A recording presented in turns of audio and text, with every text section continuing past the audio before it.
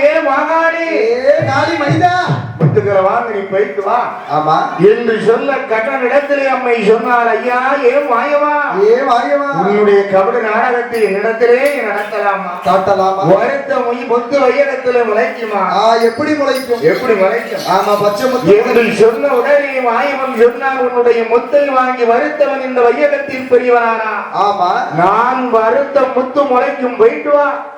போயிரு இடத்த காலி போயிரு கைலாஷ் என்று சொன்னுடனே ஆண்டவனிடத்திலே ஆக வர அழிக்க வர மதவோடி வரங்கள் எல்லாம் வாங்கி கொண்டு அம்மை எங்கே வருகிறார் ஐயா?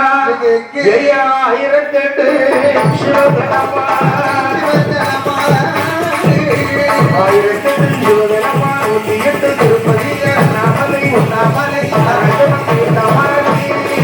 ஜெயக்கு ஏத்த மாட்டி மாசுடுது எய்யமாகாடியும் பயணமாக